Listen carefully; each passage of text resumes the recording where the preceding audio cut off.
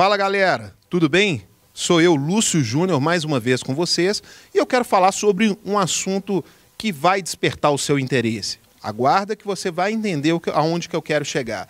Você sabe o que significa target? Essa palavra target, na verdade, na sua vida, principalmente no mundo corporativo, ela é muito usada e significa o objetivo. Né? A tradução literal disso é o alvo. Então, qual o seu objetivo corporativo? Qual é o seu, por exemplo, qual é o seu cliente-alvo, o seu target? Né? Então, é muito importante que você defina um objetivo e trace todas as suas metas para alcançar esse objetivo. Porém, eu vim aqui hoje não para falar sobre mercado corporativo ou sobre target nesse sentido comercial. Eu vim para falar de target como alvo de verdade, tá? Então você vai entender o que eu quero dizer para você.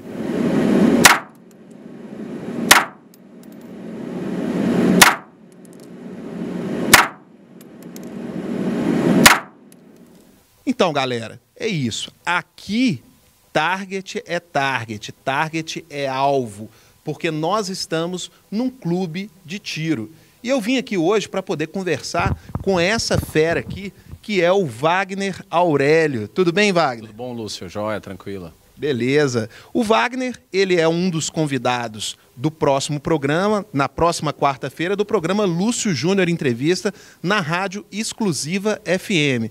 E o Wagner, ele é um especialista em armas modernas, ele é um instrutor de tiro, tá? Então nós viemos aqui nesse clube de tiro para poder falar um pouquinho sobre esse esporte que é pouco conhecido pela maioria das pessoas. Nós vamos conversar, entender como funciona e tal, e nós vamos continuar esse assunto na quarta-feira na rádio. Bom, Wagner, tudo bem? Você pratica o tiro esportivo já há quanto tempo? Eu comecei a competir em 2007. Descobri que existiam armas para uso esportivo, né? Pesquisei e com 2007 comecei a competir. Já há 9 anos aí praticando tiro. E como surgiu esse seu interesse por armas? Você é militar, você é policial? Como surgiu esse interesse? Não, sou administrador de empresas. Surgiu quando, na verdade, eu estava na internet, descobri que estava acontecendo um campeonato paulista de tiro. E aí eu fui pesquisando, descobri que eu podia comprar uma arma e podia competir. E a partir daí foi realmente através de pesquisa, sabendo que eu poderia ter uma arma de ar comprimido como uma de chumbinho, depois uma arma de fogo e que tudo isso era permitido no âmbito esportivo. Legal. E qual é o perfil do praticante desse esporte? Qual é mais homem, mais mulher? Os interessados são mais da parte, eles são militares, são policiais? Qual é o perfil do praticante desse esporte? Na verdade, é todo tipo de público e, por incrível que pareça, o menor público é o policial e é o militar. A maior parte são pessoas comuns, advogados, médicos, administradores como eu, que praticam o tiro esportivo por uma afinidade, por um hobby. É um hobby de final de semana. E é um esporte caro? A pessoal que está assistindo aí, que quer começar a praticar o tiro esportivo, esse é um esporte caro? Não é dos mais baratos, mas você pode praticar o tiro gastando pouco. Você pode ser sócio de um clube de tiro, você tem que ter uma habilitação do Exército, que é o certificado de registro, e posterior a isso, ir ao clube, usar a arma do clube sem a necessidade de comprar o seu equipamento. E isso faz com que você pratique a um custo bem reduzido. Quando você opta por comprar todo o seu equipamento, aí sim o céu é o limite. Você pode gastar de R$8 mil a R$500 mil em equipamentos de competição. Então, inicialmente, não tem a necessidade do praticante que está começando agora de ter o próprio equipamento. Porém, ele precisa de ter uma autorização do Exército? Exatamente. Você sendo uma pessoa civil, uma pessoa normal, você pode requerir, através dos seus documentos pessoais, né, e a filiação de um clube, documentos psicológicos, etc. e tal, você fica sócio de um clube e consegue um certificado de registro.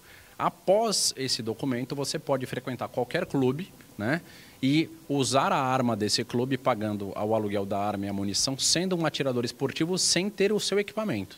E aí você pode vir a comprar o seu equipamento depois. Isso é o que a legislação permite para a prática do tiro esportivo. Interessante. Então é importante a gente também falar aqui para o público que nós estamos aqui num ambiente seguro, num ambiente próprio para praticar esse esporte, né?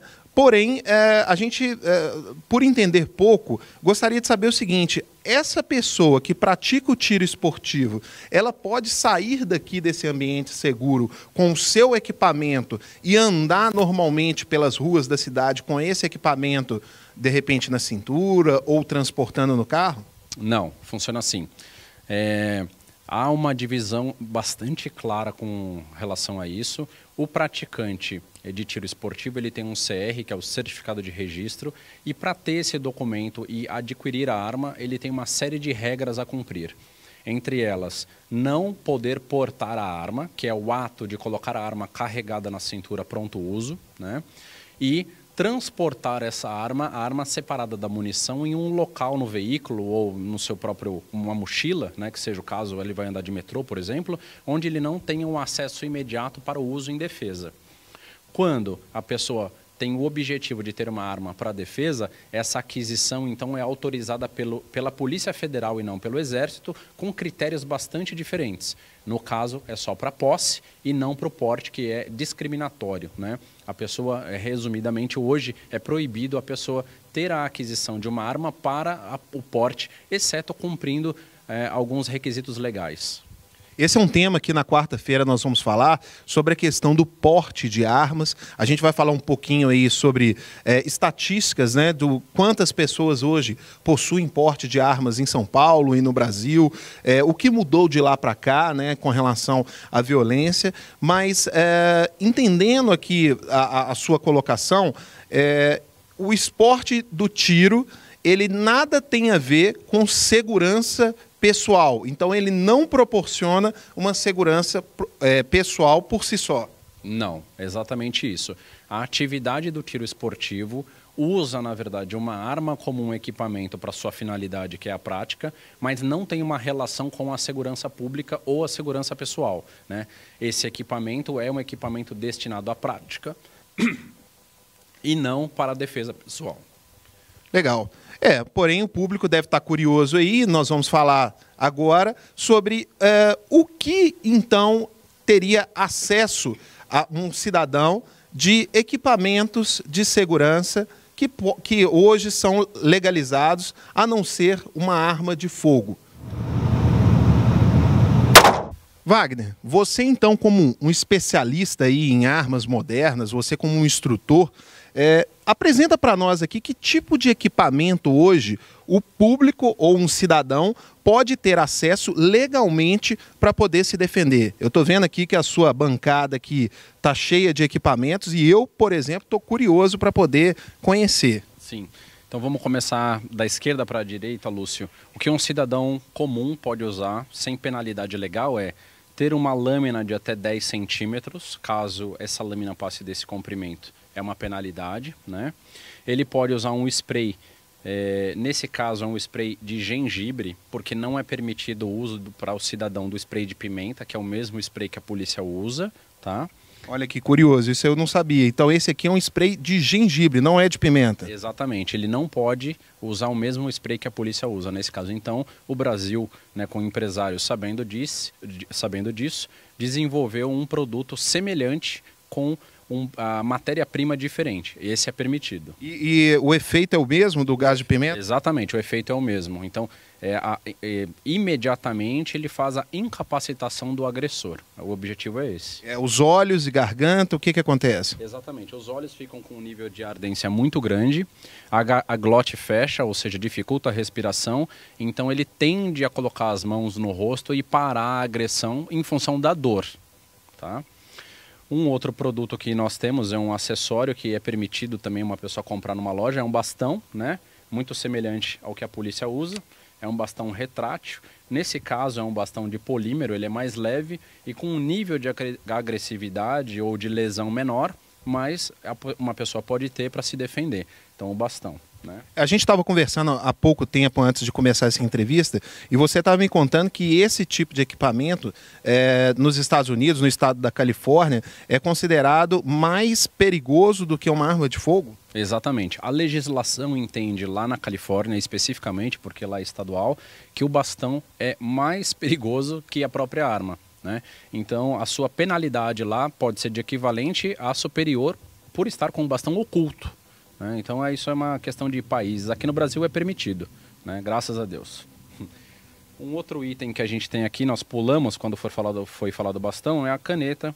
É uma caneta tática, utilizada normalmente por conhecedores de equipamentos militares. É uma caneta convencional, mas o corpo é em alumínio e ela também tem uma lanterna em LED, né, que permite o uso operacional da caneta. Então, uma pessoa que tem conhecimento em técnicas de artes marciais consegue se defender com uma caneta. Dá um exemplo aí, como que seria usado, por exemplo, essa caneta? A caneta pode ser usada para afastar o seu corpo do meu, caso eu te empurre e você não vá. Eu uso a ponta do tubo de alumínio, pressiono contra você em algum ponto específico e você vai ceder em função da dor. Geralmente essa é a forma como é utilizado o bastão, né? É interessante porque é uma coisa que passa despercebida, é um objeto de uso do cotidiano, uma caneta, mas que pode, por um especialista, lógico, uma pessoa treinada, ser usada como uma arma de defesa, né? Exatamente. Desse lado aqui, voltando, continuando, na verdade, a algema também é permitida. Muita gente não sabe, né? Mas é um equipamento que você pode comprar numa loja, é um equipamento de segurança, mas não é como uma arma de fogo perante a legislação. Então, uma pessoa pode ter uma algema, tá? Desse lado, separadamente, então, o que nós temos é exatamente o que um cidadão comum, né, não pode ter. Ele não pode usar uma arma para sua defesa na condição de porte, exceto em casos específicos, com concessão da Polícia Federal e seus carregadores municiados. Isso é o que ele não pode ter. Agora, uma pessoa em condição especial, com porte de arma, ela pode ter exatamente esse equipamento no porte, no dia a dia. Então, ele vai conseguir usar tudo isso e com treinamento, sem dúvida alguma, ser uma pessoa com um nível de êxito à criminalidade extremamente alto. E nós estamos aqui num clube de tiro exatamente discutindo sobre isso e apresentando para vocês aí, para o público, que você pode praticar o tiro, você pode utilizar uma arma de fogo num ambiente restrito como esse, você está vendo ali ao fundo os alvos, né? Porém, utilizar disso como um esporte. Você não pode sair desse ambiente com a sua arma de fogo ostensivamente, ou seja, na cintura, e transitar, porque você muito provavelmente vai ser preso por isso. Por outro lado, você não pode e não deve adquirir uma arma de fogo se você não tem capacitação, se você não tem habilidade em lidar com isso, como um clube como esse que tem instrutores como o Wagner Aurélio para poder te capacitar. Então, queria também que você comentasse sobre isso, sobre a questão da capacitação que a pessoa, para usar qualquer tipo de equipamento como esse, seja arma de fogo, seja até mesmo gás de pimenta, ela precisa estar preparada, não é isso, Wagner? Isso, exatamente. O ponto de partida disso é a legislação. No caso, para você se tornar um atirador esportivo, a prerrogativa, uma delas, é você fazer uma avaliação psicológica e uma avaliação de tiro. Caso você não passe nessas avaliações, você não tem a sua autorização e, portanto, não poderá se tornar um atirador esportivo.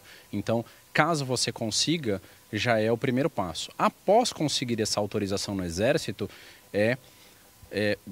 extremamente importante, na verdade, que você tenha um aprendizado contínuo, ou seja, você fez a avaliação, passou, virou um atirador esportivo, mas treina, né, com uma certa frequência, e isso também é uma prerrogativa de se manter a sua autorização. Você tem que frequentar o seu clube de tiro 8 vezes por ano, isso é o que a lei diz. Além disso, nós indicamos que toda pessoa faça treinamentos constantes e aprimoramento para manter a técnica. No caso da segurança pública, a mesma coisa. Caso a pessoa venha a ter um porte de arma, não adianta ter o porte e não fazer cursos e treinamentos específicos para o uso da arma de fogo.